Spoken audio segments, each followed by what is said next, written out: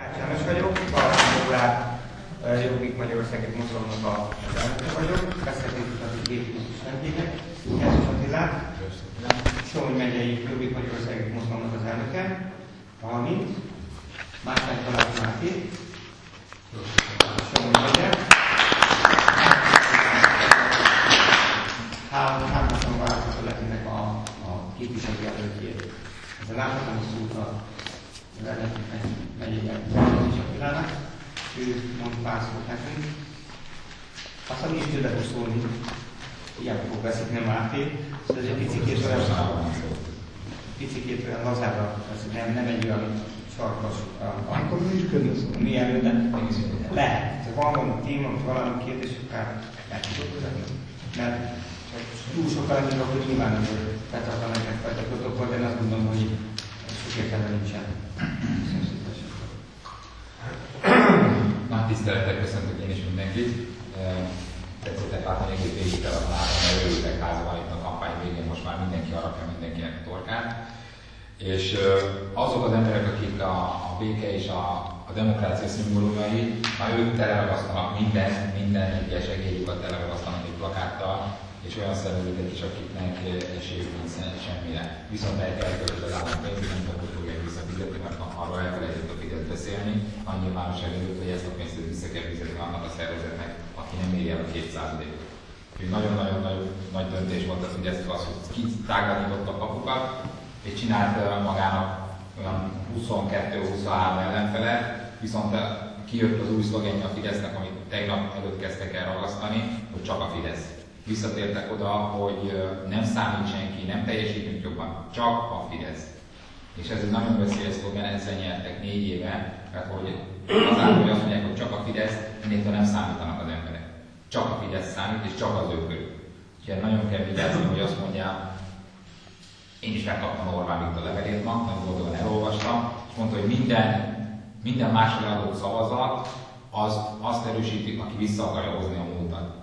Azért vannak benne elég nagy hazugságok, mert mi nem a múltat akarjuk, hanem mi vagyunk az egyetlen szervezet, aki valóban választást akar, mert kicsik is akarnak változást, csak ők annyira kicsik, hogy semmiféle esélyük nincs.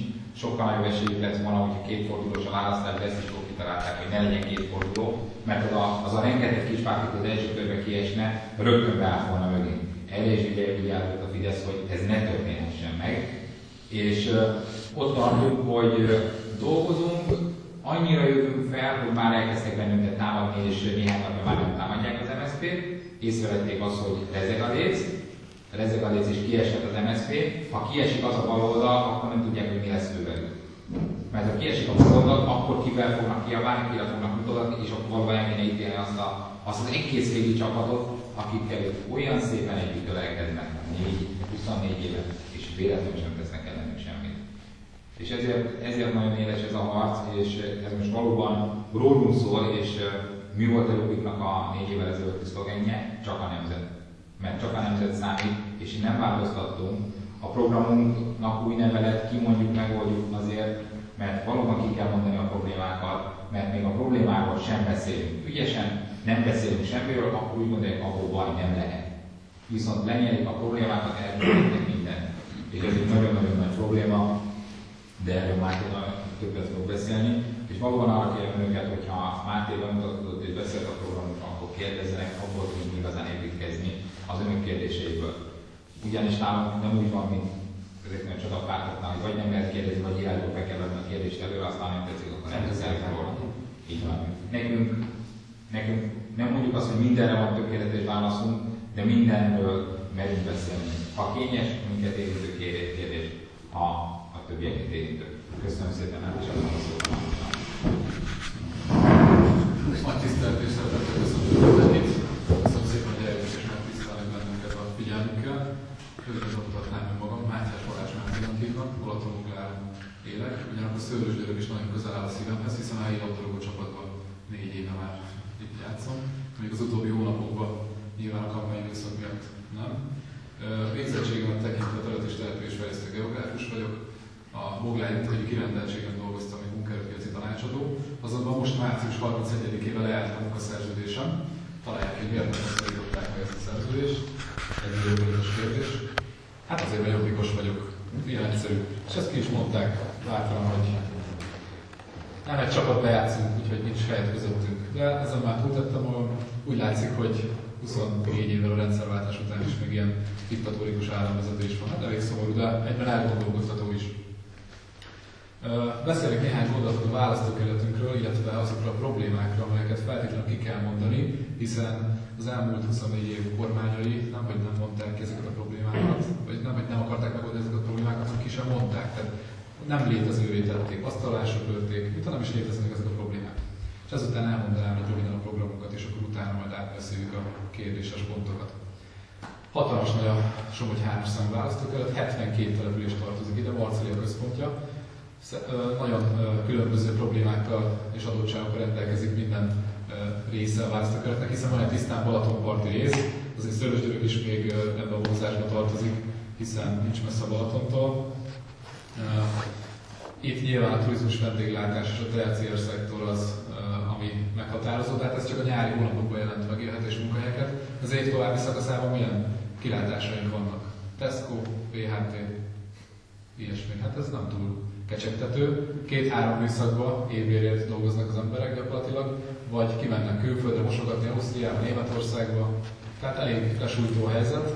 És az elmúlt években csak fokozódott a kivándorlás. Tehát már 500 000 ember hagyta el az országot, és a mi választókerületünknek, főleg az északi részét, tehát ezt a Balatonpart és vonzás körzetét, több ezer ember az, aki elhagyta szezonálisan és külföldön dolgozik. Az én korosztályomnak gyakorlatilag a 3/4 az külföldön dolgozik. Elég elgondolkodható szerintem ez a szám.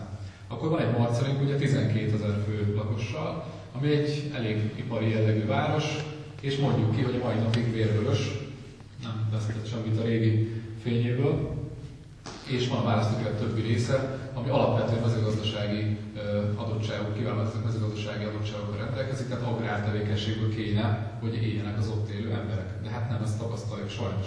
Az elmúlt 24 év tendenciái nem ezt mutatják.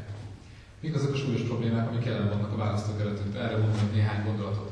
A választókerület lakosságának, főleg az északi részén elég súlyos, 30%-a 60 év felettiekből áll. Gondoljanak bele. Mennyire előregedő ez a korszerkezet. 30 éves egy magyar édesanyja, mire az első gyermek megszületik a családban. A statisztikai átlag. Akkor mikor születik meg a második gyermek? És a harmadik gyermek egyáltalán megszületik? Ugye 3 gyermek kellene önmagunk reprodukálásához, ahhoz, hogy ne folyjon rohamosan a népesség. De van, akik azért szülnek szép számmal. 10-ből 7 megszületett gyermek cigány származású. De az a problémák, ugye, minket azzal támadnak folyamatosan, hogy mi rasszisták vagyunk, meg antiszemiták, meg trafisták, meg a fene tudja, mik nem vagyunk már. Ugye nem tudnak minket mivel támadni, mert igazságról beszélünk, csak igazságot mondunk, kimondjuk a kényes problémákat, gyakorlatilag nincs rajtunk támadási felület, nem vagyunk benne az elmúlt 24 évnek a mutyjaiban. Ezért azzal támadnak minket, hogy rasszisták vagyunk. Nem vagyunk rasszisták, ezt kihangsúlyoznám még egyszer. Nem az a problémánk, hogy hány cigány születik, az a problémánk, hogy milyen körülmények között élnek ezek az emberek, és gyakorlatilag nem is akarnak, tisztelt a kivételnek, mert van kivétel, kiszakadni abból a millióból, amiben beleszületnek. Tehát a cigány gyermek is azt látja a szüleitől, hogy délelőtt 10-kor, 11-kor otthon hegyelnek, majd elmennek a kocsmába, vagy elmennek az erdőre egy kis fájért. Tehát nem dolgoznak, nem tanítatják rendesen ezeket a gyermekeket. Tehát mi ezen szeretnénk változtatni, és egy jobbik kormány esetén minden tisztességes cigányembernek jobb lenne. De aki nem hajlandó dolgozni, nem hajlandó beállni a sorba, nem hajlandó tisztességesen nevelni a gyerekét, példát mutatni, és bűnöző életmódot folytat, tehát betörésből, uzsorázásból, lopásból él, hát azoknak rosszabb lesz. De bőrszintől függetlenül, mert a magyarok között is vannak. Ne felejtsük el. Szóval elgondolkodtató, hogy hol jutottunk ebben a kérdésben is. Meg kell nézni a környező településeken, hány betörés volt az elmúlt hónapokban. Csak Balatonbogláron az elmúlt hónapban 32 betörés volt. Marceliban 100 betörés, hozzánk is betörtek 3 héttel ezelőtt, úgyhogy közelről megtapasztalhattam, hogy milyen nagy a pintér irány. Most fog beszólni. És nem azért, hogy egyszerűen sajnálja őt, mert nem kell sajnálni, mert ügyes gyereket okos gyerek. Ez a szégyen gyalád, elmegy a párjába hadműveletbe, 9 után elmennek dolgozni, az elmegy kampányon, hogy a hadművelős a kéri. Azt mondom, hogy ez... Azért, mert egy földszintű lakásban lakok. Azt mondom, hogy ez egy Balatonbogláron kérem szépen. Az alkotás összeáll. Igen, és akkor a pintér azt mondja, hogy nem van Magyarországon. Pintér úr azt mondta, rendben az ország. Igen, tehát azért lehoznám a Pintért a Dél-Somogyba egy kicsit. Mert nem csak Észak-Kelet-Magyarországon már ilyen katasztrofális közbiztonsági helyzetben, hanem bizony Dél-Somogy, és ezt ne gondolják, hogy ez nem fog begyűrűzni ide hozzánk Észak-Somogyba. Hát dehogy nem. Fokozatosan. Fokozatosan egyre több a terménylopás, a betöréses lopás, és a rendőrök hol vannak? Hát megmondom, hogy hol vannak. Ott vannak szépen a Trafipax mögött, és drága fényképeket készítenek róluk. De egyébként nem a rendőrök hibája ez, hanem azoké rendőri vezetőké, azoké az embereké, mint például a Pintér Sándor, aki utasításra megszabja azt, hogy naponta hány ezer forintot kell behajtaniuk. Tehát a rendőr a legkevésbé hibás. És azt mondják, hogy 3500 új rendőrt állítottak állományba. Valóban, ez igaz. De azt elfelejtették mondani, hogy 3000 rendőr közben leszerelt. És 3000 olyan rendőr szeret le, aki több éves szakmai tapasztalattal rendelkezett. Tehát 3500 olyan újonc jött, akik gyakorlatilag nem is intézkedhetnek semmit. De a meglévő rendőrök sem csinálhatnak semmit, tehát nincsenek jogaik. Hogyha egy rajtaérés van, vagy akár egy nyomozás folyamán rájönnek, hogy ki volt a bűnelkövető, hát nem csinálhatnak semmit. Tehát, hogyha a rendőr kezet mer emelni a bűnelkövetőre, akkor még ő fogja őt följelenteni, és őt fogják felelősségre vonni, megbüntetni. Hát milyen ország ez? Most már pedig sem. Tehát elgondolkodhat ez is. Ugyanez a tanárokkal a helyzet. Vissza kell adni mindenkinek az intézkedési jogát a rendőröknek, a tanároknak ugyanúgy. Igenis, szigort és fegyelmet kell tanítani, nevelni. Nézzük már meg, hogy milyen gyermekek nőnek fel mostanában. Hát hol a fegyelem, hol a tisztesség. Tehát elgondolkodható ez is. Hogy lehetett ez, ugye? Beültettük az embereket a televízió elé, az internet, ugye a való világban, ilyen nap a Budapest. Hát csoda, hogy ilyen mindenki. Csoda, hogy nem vagyunk képesek önállóan gondolkodni. Ez nem véletlen, ez nagyon szépen ki van találva a nagy testvérnek a tevékenység ténykedése. Ezt kell, le tudjunk gondolkodni.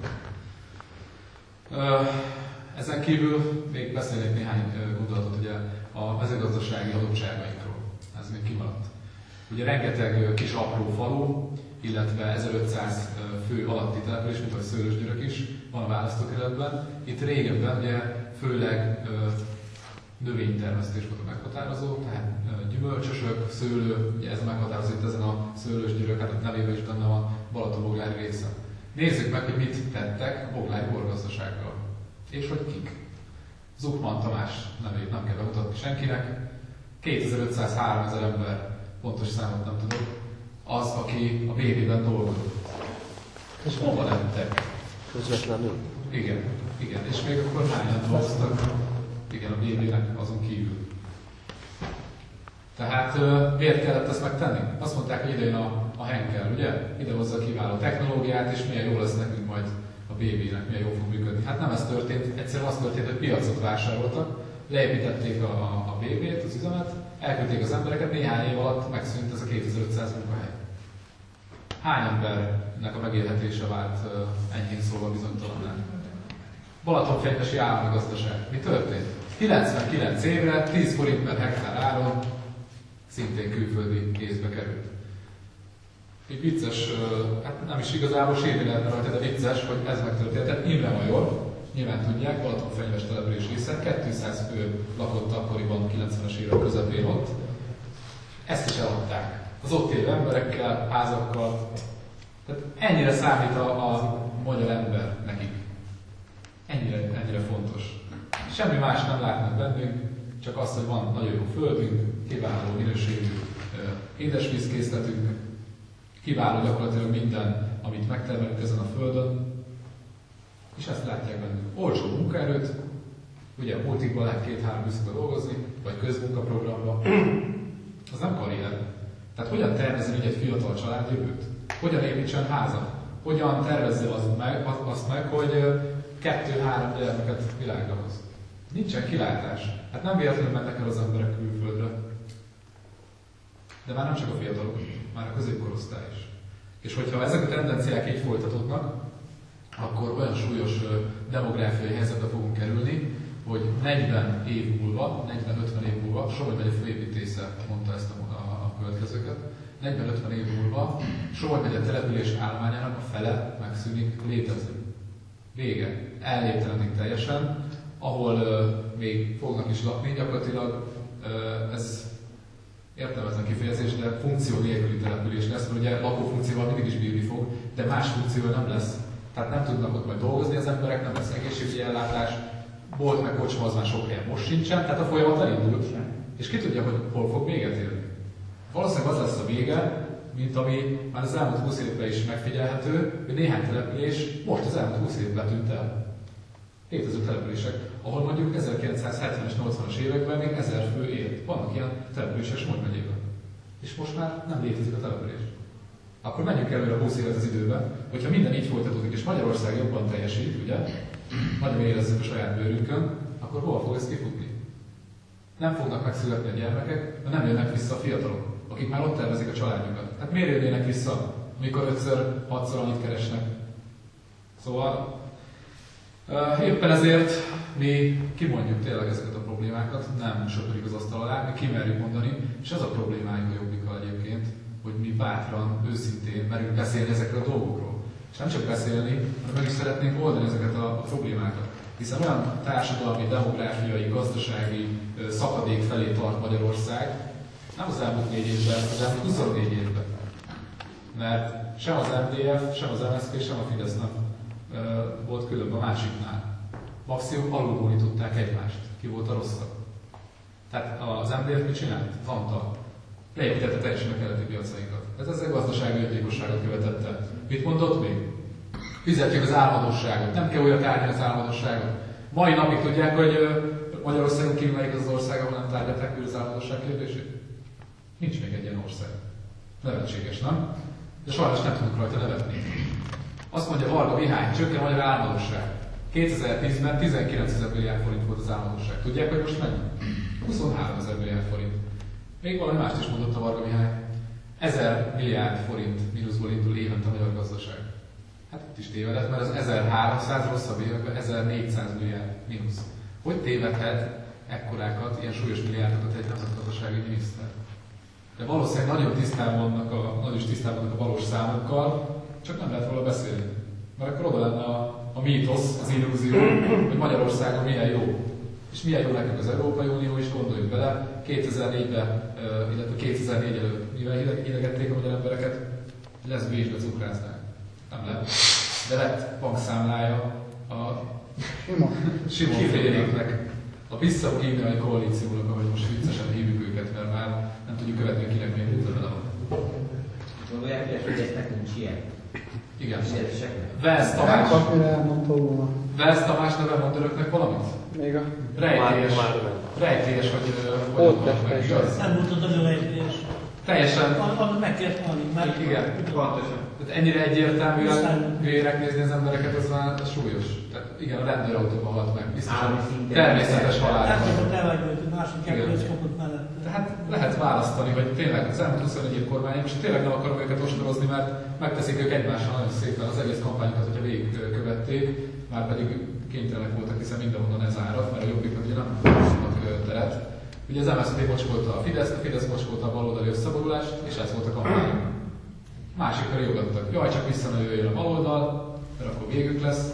A baloldaliak azzal riogattak, hogy csak ebből a 4 évből még egy nehogy jöjjön. Mi végig a programokról beszéltünk, rengeteg választókörben tartottunk legalább, nem tudom pontosan, azt hiszem 55 fórumot a 72 településünkről. Mi a Fidesz kijött egy hónappal ezelőtt egy ilyennel, hogy 200 fórumot tartanak, 300 fórumot tartanak országosan. Jó, nyilván az egyéni jelöltek tartottak még ezen felül.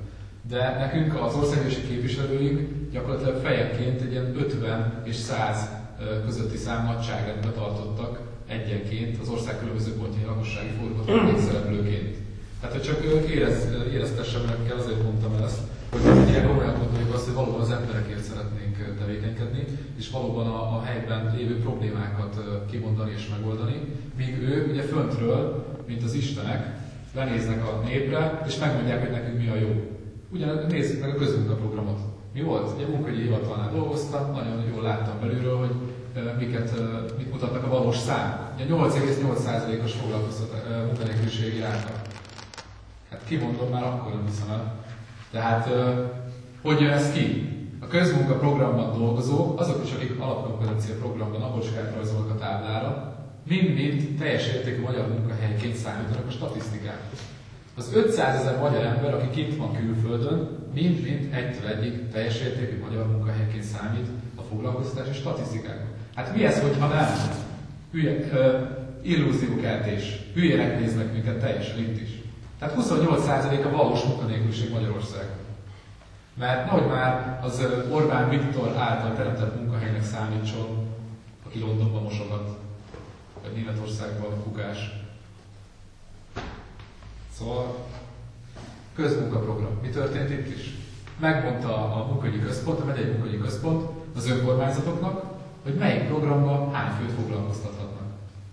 Hát kicsit fordít velünk a lót, nem? Nem az önkormányzatnak kellett volna megmondani, hogy milyen beruházásokat szeretne a saját településén megvalósítani, és arra hány főt tud felvenni?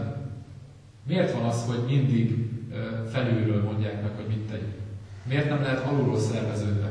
Megmondom, miért nem. Azért nem lehet alulról szerveződve, azért nem lehet például közösségi életet is építeni, kisebb településeket, azért rombolták teljesen a közösségi élet színtereit, a mozikat például. Ugye minden kis településen volt egy kis mozi.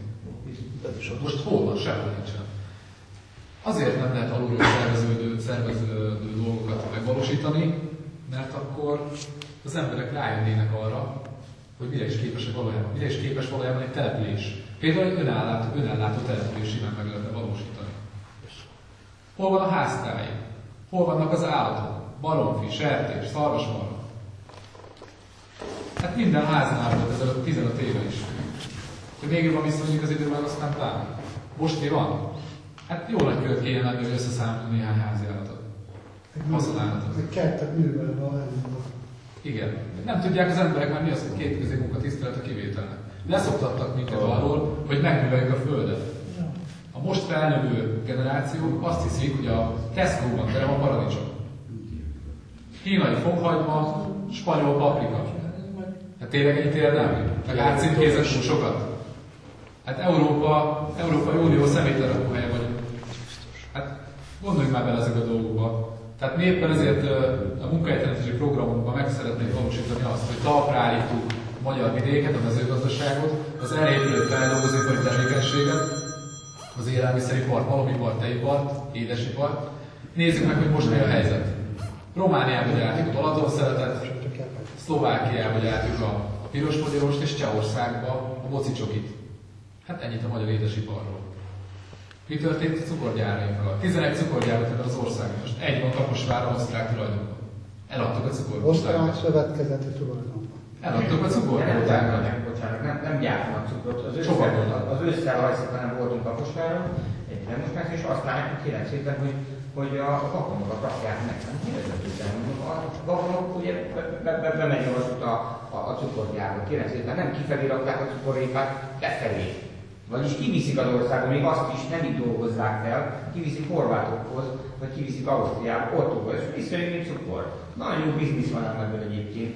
Hát igen, az Unió... Meg is bukott a szlovák. Igen, ezért jó az Európai Unió, ne épültek a határok, nincsenek vámok, és gyakorlatilag szabad kereskedelem van, szabad romlás, hogy pontosabban fogalmazunk. Szégyen gyalázat, hogy Tepszével is ugyanúgy. 24 éve itt Hány ezer milliárd forintot lehet kikerülni évente, igaz? Így, adócsalás címén.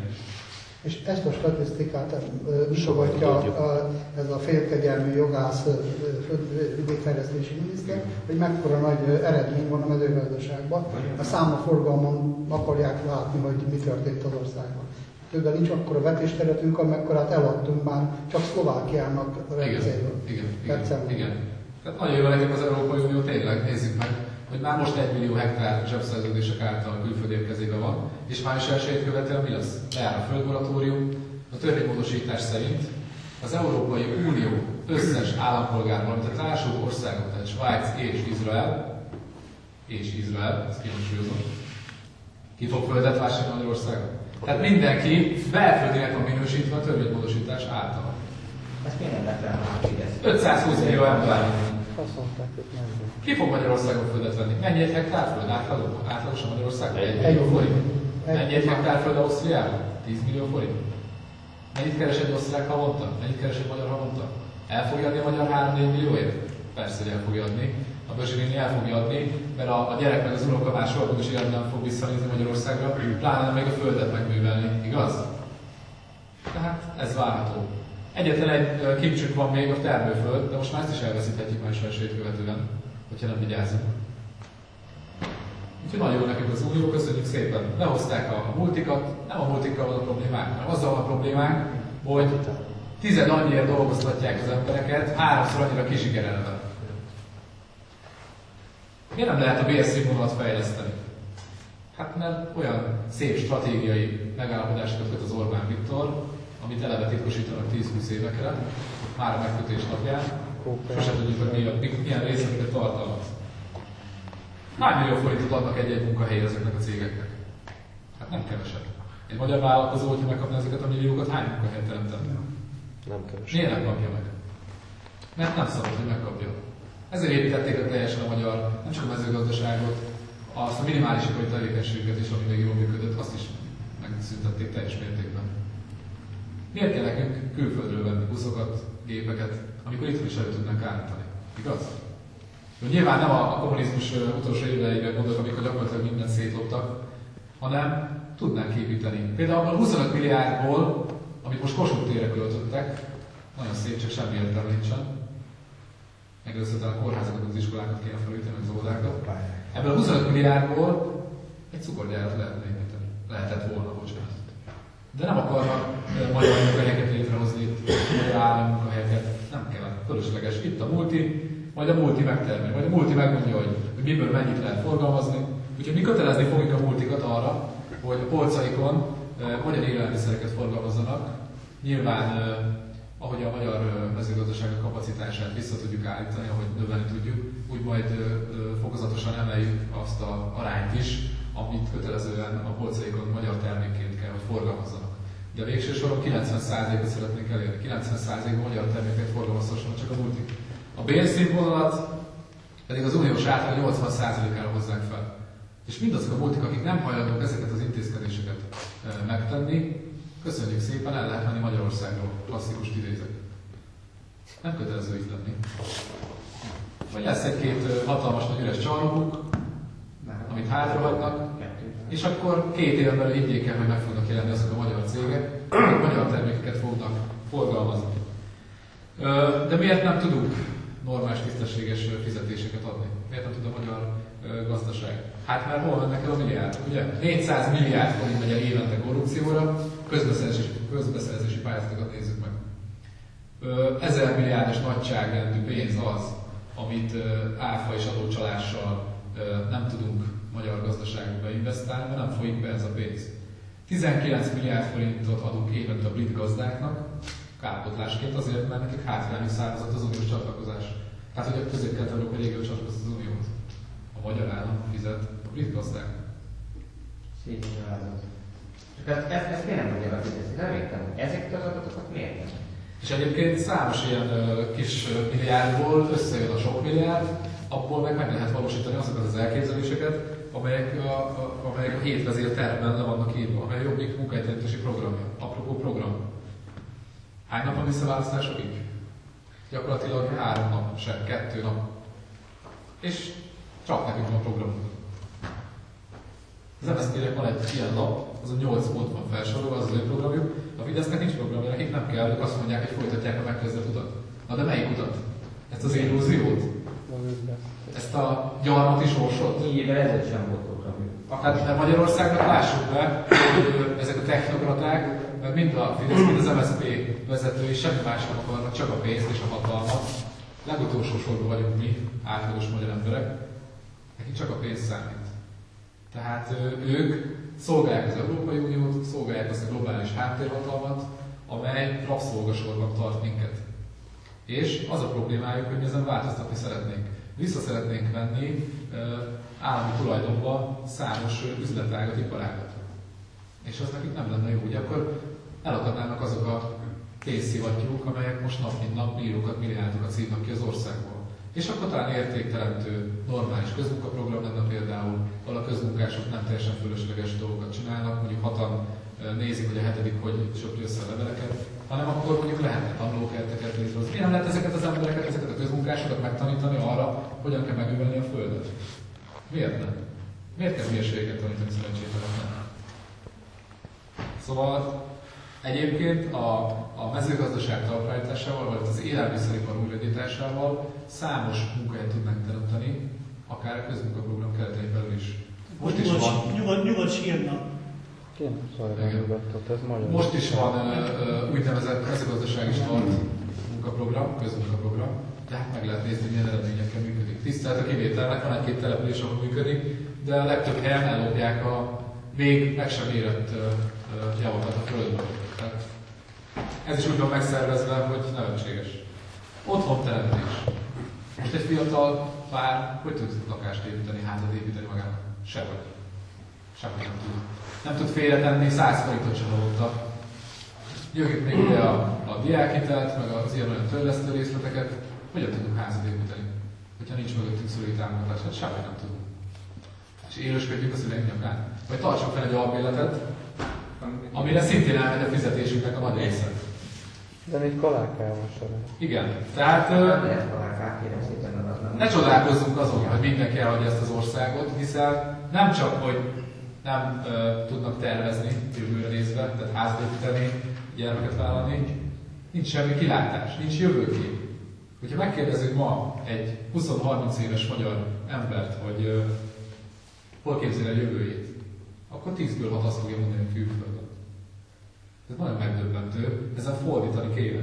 És éppen ezért szeretnénk olyan értékelhető munkahelyeket létrehozni, például az otthonteremtési programunkkal, ahol állami támogatással bérlakásépítési programot szeretnénk megvalósítani, nyilván falusi jellegű településeken, községekben, már meglévő épületállomány esetleges felújításával, ahol a fiatalok tisztességes bérleti díjért, nem pedig ilyen kizsigerelő, mint ami a piaci árak a bérleti díj, lakhatnának, és későbbiekben, hogyha meg tudják venni, bekerülési áron megvásárolhatnák ezeket a lakásokat. És ezáltal 2005 óta haldokló építőiparokat is fel tudnánk hozni. Magyar tervezőkkel, kivitelezőkkel, beszállítókkal, könyvesekkel, segédmunkásokkal. Ennyire egyszerű. És van pénz, mert egy stadionépítésre van 150 milliárd, meg azért Simicska, Nyerges, Lázár, Csányi féle embereknek csak úgy folynak ki a milliárdok, ugye közgép például. Most itt néhány nappal ezelőtt kikerült egy hangfelvétel, nem tudom, hallották-e már a Siófoki körzetből a Bicman Mihály jelölt, fideszes, a másik Siófoki körzetben. Megbeszélték a közgéppel, még tavaly október környékén, hogy ennyi meg annyi millióval fogják támogatni a kampányát, hogyha ezt meg azt a beruházást az ő cége nyeri. És most nagyon vakarják a fejüket, hogy magyarázzák ki ezt. És ez nem egyedüli példa, ez mindkét oldalon megtalálható vastagon. Miért nem volt elszámoltatás? Hát ha mindenki benne van, minden mocskos ügyletben. A privatizációkban, az állami vagyon elherdálásában, a laktanyák, az állami gazdaságoknak az elherdálásában, külföldi kézrejátszásában, a földmutyi, a trafikmutyi, mindenki benne van. Az elmúlt 24 év politikai pártjai, vastagok benne vannak mindenben. És tényleg mindenkinek, akinek elege van ebből, az állandó hazugságáratból, meg ígéretekből, őket szeretnék képviselni. Minden magyar embert, aki végre változást akar ebben az országban. Bányászat, ez is egy ilyen fekete bárányként volt emlegetve, hogy nem gazdaságos a bányászat. Zárjuk be a bányáinkat, hát be is zárták. Nem gazdaságos a kitermelés, igaz? De hogy nem. Tudják, hogy mennyi lignit meg barna szén van még a Földön? Rengeteg. És ezt ki lehetne termelni, és ezáltal számos iparágat, a bányászathoz kapcsolódó iparágat is újra tudnánk indítani. És tudják, hogy miért nem lesz veszteséges a bányászat? Mert azok a rabok, akik most luxus wellness börtönökben, internet, tévé, mit tudom, néhány fogásos vacsorok, mert több fogásos menüből válogathatnak, még nőt is fogadhatnak, havonta. Szóval ki mit akar. Igen. Ki mit akar? Mert ugye... És több mint 10 000 forint egy börtöntölteléknek. Több mint 10 000 forint egy börtöntölteléknek a napi eltartása, mi adóforintjainkból természetesen. Míg egy kórházi betegnek a napi díja az olyan 4 000 forint, tehát ez is elgondolkodható. Egy kis nyugdíjasnak mennyi a nyugdíja? 50 000 körülbelül. Nézzük meg, hogy havonta mennyit költünk egy börtöntöltelékre? 300 000 forintot? Akkor milyen rendszer ez? Tehát azért nem lesz a bányászati ágazat újraindítása veszteséges, mert azokat a rabokat, akik most wellness körülmények között élik napjaikat, betesszük szépen a lignit és barnaszén bányáinkba, vagy bauxit bányáinkba, és dolgozzanak. Nem kell sok... nem építenek börtönt, ugye mert Nem kell börtönt építeni. nem kell. Így van. Kolumbiában is Így van. király. Aki nem akar Magyarországra a bányákban dolgozni, azokat nagyon szívesen látják majd Szibériában, megkötjük az orosz állammal a bérlaptartási szerződésünket, amit egyébként számos országban alkalmaznak, a bérlaptartás intézményét, tehát nem egy ördögtől való dolog. És az oroszok kb. 2000 forint napi díjért elvállalják nagyon szívesen. És néhány év elteltével, hogy visszajönnek ezek a bűnök, elgondolkodnak azon, hogy hova törjenek be legközelebb. Parancsolj. Én egy uniós kapcsolatban szeretnék kérdezni. 40 év munkaviszony, vagy 45 év munkaviszony. Erre is ki fog térni hamarosan. Köszönöm szépen, hogy felvetette. Igen. Még ezt gyorsan elmondom, és akkor válaszolok. Energetikai program. Mi támogatjuk az atomenergiát, ameddig paksot lehet, addig kell működtetni. Tehát most a baloldali összeborulás azzal kampányol, hogy úristen, hát életveszélyes, meg fel fog robbanni, meg nem tudom, miket találnak ki. Most ők voltak kormányok, akkor nem volt életveszélyes. Tudják, mi a problémájuk? Egyetlen egy dolog. Az, hogy nem ők kapták meg most igen. Nem ők kapták meg most a pakshoz kapcsolódó beruházást. Én is hozzátennék egy dolgot, nem biztos, hogy ez a jövő útja. Tehát én nem látom igazából a megoldást. Se nem szennyes, se atomenergia, se kutyafüle. Nem azt mondom, hogy szélenergia. Én ebben gondolkodom, lehet, hogy házvetetőre is teszem, és meg tudok valamelyik oldalról állítani. Igen. Egyáltalán útiból is érdeklődtem, mint ahogy felértek a tetőre, ott is például egy telefon. Ha Szigetvár felé járunk, ugye nem tudnak rajta kapálni, mert nem érdemes rajta kukoricát termelni, napelemek vannak benne. Akkor miért gondolkodunk ilyen szennyezőanyagokban? Igen, akkor az halad. Nem, paksba kéne gondolkodni. De azért támogatjuk a paksi bővítést, mert az a 20 év vagy 25 év, amíg még paks működtethető, addig kénytelenek vagyunk működni, hiszen az energiaellátásunknak az 50%-át legalább még mindig paks adja, és nincsen más egyelőre. Tehát most vegyük meg külföldről kétszeres áram az elektromos áramot? Én megkérdezem, hogy Németországban miért olcsóbb az elektromos áram, mert mondjuk egy 20 évvel előttünk járnak, és tessék lenni, megnézni a házat tetején ott van, ők eladnak a ottani névlásznak elektromos energiát. Mi is támogatjuk az alternatív energiákat. Jóval olcsóbb, mert ő saját magának megtermeli, megtermeli a szomszédjának, stb. Mi is támogatjuk az alternatív energiahordozókat, mi fokozatosan szeretnénk nyilvánvalóan áttérni, de ameddig a paks atomerőműve megvan, addig ki kell használni. Nyilván fokozatosan fel kéne hozni az alternatív energiahordozókat olyan szintre, hogy ki tudja váltani. Éppen ezért szeretnénk vízerőműveket is építeni. Ön szerint mennyiben támogatják ezt a napenergiát például? Mennyiben támogatják ma a napenergiát ezt a napenergiát? Azért kerestem ilyen programot, hogy majd akkor milyen jó lesz, és akkor megtérül nem 8 év alatt, hanem 4 év alatt. Igen, mi támogatjuk. De az a probléma, hogy az Európai Unió érdekes módon, illetve a magyar állam nemhogy nem támogatja, hanem akadályozza azokat, akik szeretnének saját napelemet a házat feltenni. Tehát itt tartunk most. Ausztriában nem is épülhet, hogy ház, hogy nincsen fönn a tetőn napelem. Magyarországon meg gátolják ezt, aki ezt akarja. De van a hőszivattyú Balatonban, ez a zöld ház, tehát ezer egyféle alternatív lehetőség van, ami nem szennyes, stb. Energiát termel, nyáron hűt, télen fűt. Igen. De ezek mind kiegészítőek csak. A lényegi még áttál egy egész ország, ezt nem lehet kétszakadni. Minden egyes kiegészítő energia az bizonytalan. Igen ám, de amit mondott a Máté, körülbelül az energia szükségletünknek paks adja az 50%-át. Na most ez az 50%, a másik 50% az lehet bármilyen más alternatíva. Igen ám, de a hálózatra is kell gondolni, azért relatíve kell egy olyan erőmű, mint például a paks, ami azonos energiát ad hosszú ideig. Tehát az nem fog ingadozni, mint például egy vízerőmű.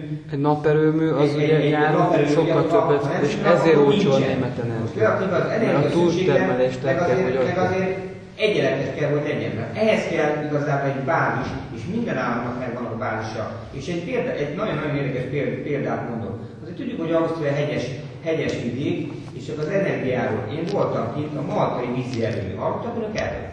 Nem valószínű, mert nem jártak ott. Én viszont nekem volt olyan nagyon nagy szerencsém 2013-ban, hogy el tudtam volna jutni egy motoros túra kapcsán. Kérem szépen, gigantikus méretű, egy az egyben fent a hegyekben, két hegy között keresztben elbetonozták. 8 méter széles a teteje, és vagy olyan Olyan 300 méter hosszú ez a gát. Annyi energiát termelnek vele, hogy Pécs teljes villamos energiával ellátják. Fix. Összegyűjtik, és egész évben be van osztva. Tehát az a vízmennyiség, amit a hegyekből oda folyik, most ilyeneket lehetne nálunk is csinálni. Nyilván nekünk sokkal tekintetben rosszabbak az adottságaink, nekünk ott az atomenergia, ami viszont fixet ad. Nekik más az adottságaink, tehát az adottságszerűséget. Az a baj nálunk, hogy van ugyan jelenleg egy működő rendszerünk, amiből 2 egységet lead a Paks, 2 egységet meg leadnak ezek a fosszilis energiát felhasználó rendkívül korszerűen évi 24 millió tonna szennyező anyagot a környezetbe kibocsátó oroszlányi, gagarin, stb. Az összes hőerőművelet. Azokat kellene leválni, de nem ott tartunk, hogy már azokat cseréljük. Ezeket először elsőnek ezt kéne lecserélni. Második meg az, hogy Németországgal lehet példázódni, hiszen közé is tette Németország. Ott meg lehet nézni bármelyik pillanatban, hogy náluk mennyi aktuálisan a napenergia termelés. Ilyen szép időkben, mi mostanában volt, mikor 36 egységet, akkor inkább így mondom, termelnek meg naponta, ám ők ugyanazon a lapon, ha valaki nem tud németül, akkor ott van valamilyen fordítóprogram, vagy valamelyik böngésző lefordítsa nekünk nagyjából. A lényeg ott van, hogy van közöttük Franciaországgal egy államközi egyezményük, a Franciaország totál ugye ráállt a atomenergiára, és ő ezekkel nappal kapja a németektől a többlet energiát, és éjjel pedig termeli vissza Németországnak. Nekünk is kéne valami partner itt ebben a közösségben, de hát egyedül vagyunk, meg itt a szlovákok is elszigetelődve egyedül, mi is, nincsenek még meg azok a nemzetközi kapcsolatok. Hát igen, ahogy marad, hogy 30 évre nagyjából.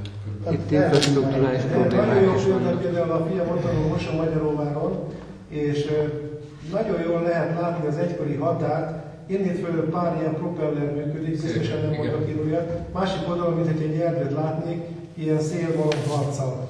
Hát ott megint csak, ott meg a szelet fogják ki. Igen. Hatalmat is megvan ott meg ugye bármilyen furcsa, de megint csak érdekes szója. Logikus. Csak amikor átmegyünk ugye Ausztriába, azért hamar a tengerszint fölött igencsak megyünk fölfelé. Ez 10 kilométernél nem több. Már elég is. Mert megnézni kérek, hogy Komárok szélcsaposok vannak, és ezt logikus, hogy kihasználják. Cugos volt mindig kis alapra. Tudjuk, csupa golyvás ezzel teremek. Igen. Nyilván visszatérve erre, támogatni kell természetesen az alternatív energiahordozókat, viszont egyelőre elég sem állunk. El kell indulni valahol, nyilván el kell indulni valahol, fokozatosan ki kell változni az atomenergiát, hiszen az atomenergiának már nincs hosszú jövője. 2 évtized és egy. Egészségügyi turizmus, még erről néhány gondolatot. Tehát az, amit a Marceli kórházzal műveltek, az egész egyszerűen megbotránkoztató. Nem tudom, mennyit hallottak róla. Az egy 5 évvel ezelőtt 2,5 milliárd forintért újították fel, majd most gyakorlatilag ott tart egy már szélén. De persze a kampány előtt, 2 hónappal kampányfogásként elővette a Mórik úr, hogy itt majd sürgősségi betegellátó központ lesz, helikopter leszáll, kutyaféle farka. Hát nem ez kéne, hanem először is újra kéne nyitni a bezárt osztályokat, vissza kéne hozni az orvosokat. Ugye elöltözték az orvosokat, elmentek a páciensek is. Majd azután arra hivatkoztak, hogy nem gazdaságos a kórház üzemeltetése, mert nincsenek betegek. Hát persze nincsenek, orvosok sem voltak, elmentek, tehát szóval abszolút. De jó pontú helyen mondja, mert Szőlősdőnek az a település, se Siófokhoz nem tartozunk, igen, ez a szélben, mert ugye engedően mennek a Kislek között már Siófokra mennek, mondjuk autóban Kaposvárra tessék ezen a lázas úton elvinni egy beteget, kiesik belőle az infúzió.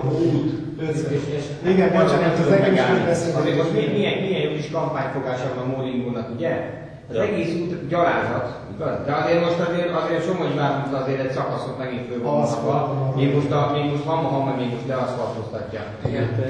Két évvel a Balázsféle korrupciós ügyet, ott mondja, hogy csak Kaposvár és Siófok marad, nincs több kórház Somogyban. Ott ők kimondják. Igen, az igaz egymás között.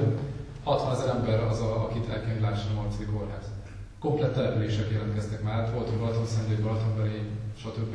Azon a részen ott már komplett települések Keszthelyre, Nagykanizsára, Zalaegerszegre, áttelepkeztek. Hamarabb ott is van. Persze. De hát azért ettől függetlenül a Marci Kórháznak működnie kéne. Tehát ez nem egy jó dolog, hogy bezárjuk, leépítjük teljesen. De hogy a Tóti Kórházat is. Hát igen, a Tóti Kórház. Hát mindezek az intézkedések arra mennek is, ami másra, hogy teljesen megszüntessék az életnek a színtereit, vidéken, kis településeken, mindenki menjen el minél nagyobb településre, teljesen néptelenedjenek el a falvak. Ez a cél. Ki kell üríteni. A termelő emberek. És ez benne van az alkotmányban most, ugye, mert a földtörvényt beletették egy sarkalatosként, sarkalatosban pedig az van benne egy nagyon fontos helyen, hogy 20 kilométeres környezetében megvásárolhatja a földet, pedig azt jelenti, a helyben lakó fogalma nekük, hogy 20 kilométeres környezetben él valaki.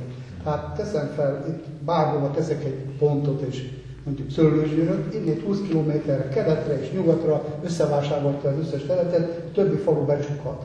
Ha itt egy megfelelő oligarcha lakik, tehát megfelelő, akinek megvan a hatalmi háttere, és ezek ugye elég szépen erősödnek, és most ha itt lakna a Mészáros Lőrinc, itt simán a többi falu becsukhat. Összevásárolják Seperjét, láttam, hogy összevásárolják, beletették a földtörvénybe azt, ez nagyon fontos, óriás volt, elég sokan élnek az vidéki emberek, vagy mindannyian a földből is, vagy legalábbis sejtik, hogy ha a föld elmegy, akkor itt minden elmegy, hogy ugye, ha akarta volna, mint Anglia megvédte azzal, hogy az angol föld nem forgalomképes.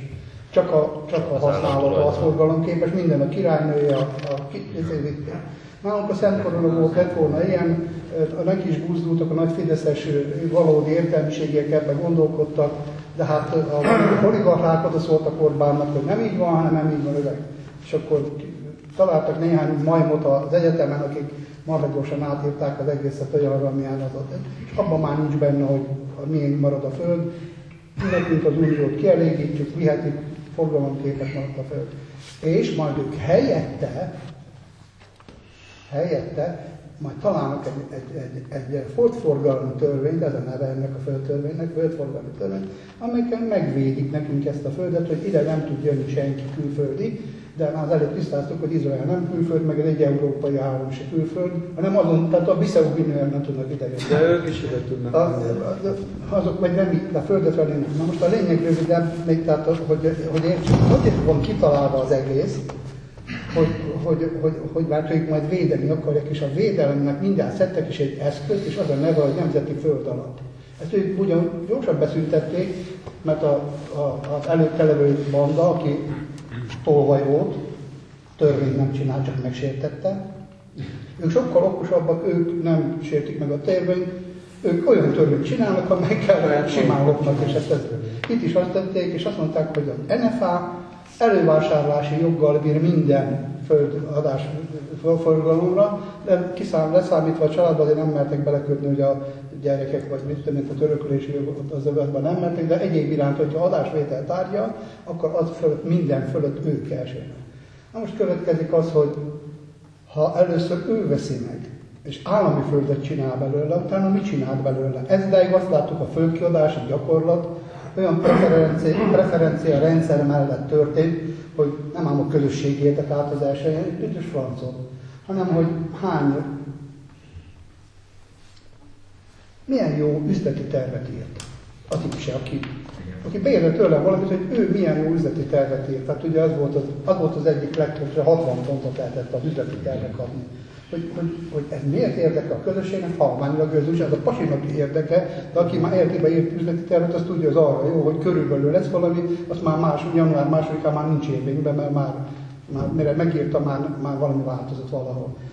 Tehát gyakorlatilag a lényeg az, hogy ők eldöntik valamilyen trükkökkel, hogy ki kapja meg azt a földet, és mindig úgy döntenek, van benne szubjektív elem, itt ez esetben ezt a 60 pontos üzleti tervet találták ki, és akkor ők eldöntik, hogy ki kapja a földet. És akkor durván leegyszerűsítve, ha nekem megtetszik a Józsi barátomnak a földje, egy kicsikét megnézik a srácok, hogy rendben van ott áll minden, mondjuk én itt tüntettem a föld miatt, én nálam azonnal volt AKG ellenőrzés, minden, minden össze-vissza, 4 ellenőrzést kaptunk itt ebben az elmúlt időszakban.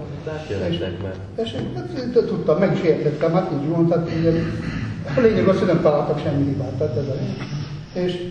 De hát, ha valaki elvéti, és gyönyörű szépen megszabadítjuk tőle, ő el akarja adni Józsinak, add el, nyugodtan megírják a szerződést, bejön hozzánk, Lennefához, mi elővásárlással megbeszünk, és akkor melyik fideszes vagy jobbikos haverok, mert most mi vagyunk hatalma, vagy az összes jobbik nem csinálják, ugye?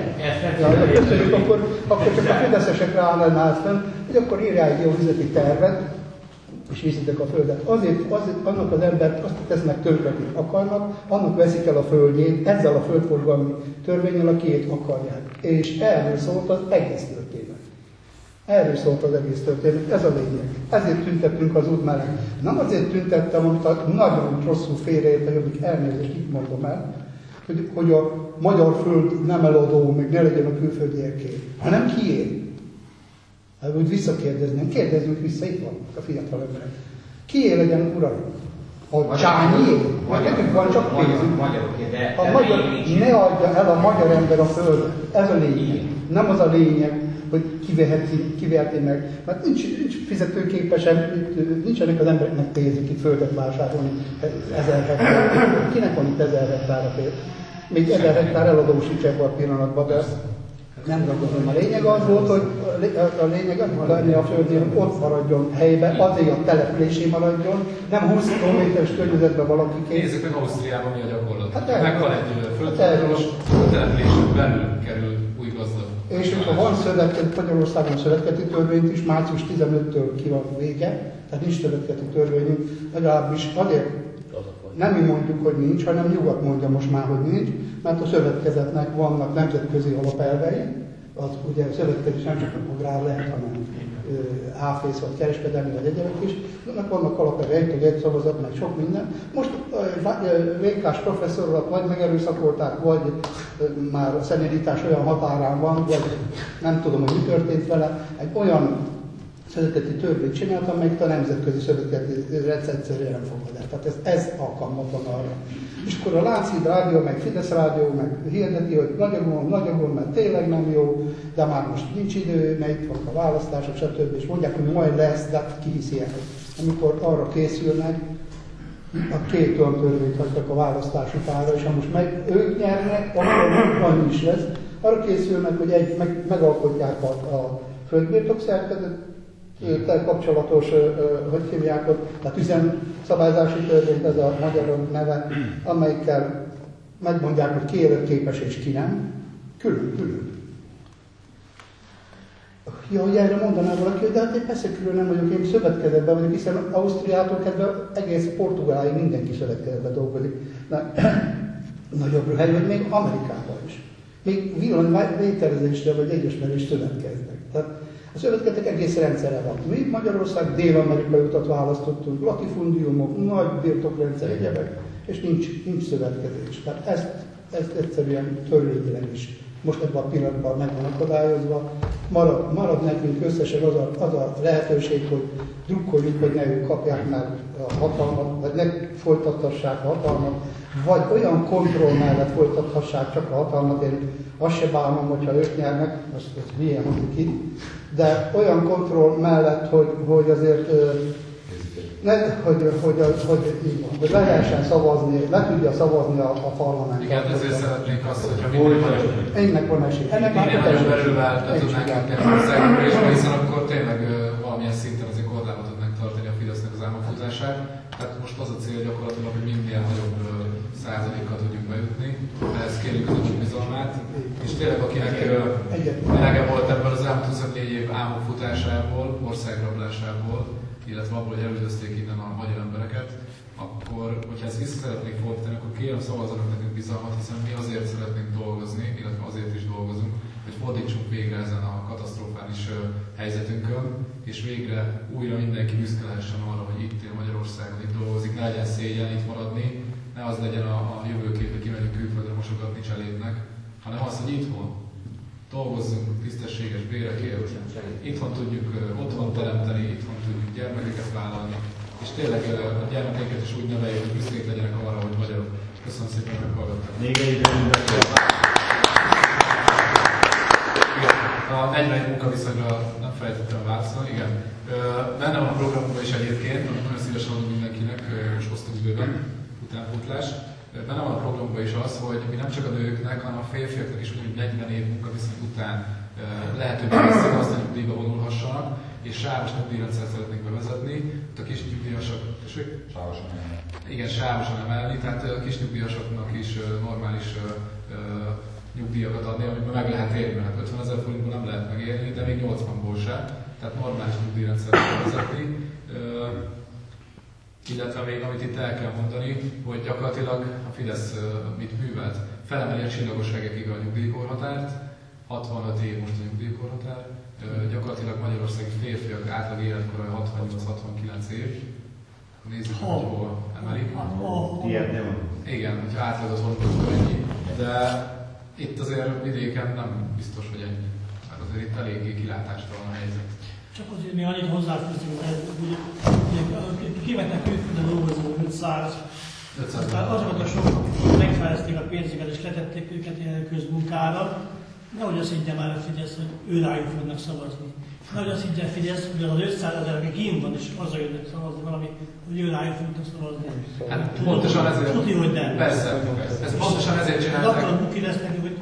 Pontosan ezért csinálták a választójogi törvényt, amelyben gyakorlatilag törvényesítették a törvénysértést, jogfosztottá tették azt az 500 000 magyart, aki itt dolgozik külföldön, hiszen nem szavazhatnak ugyanúgy politikon, mint a hazáron magyarok, hanem előzetes regisztráció után több száz vagy adott esetben 1000 kilométereket utazva legközelebbi konzulátuson adhatják a szavazataikat, vagy hazajönnek.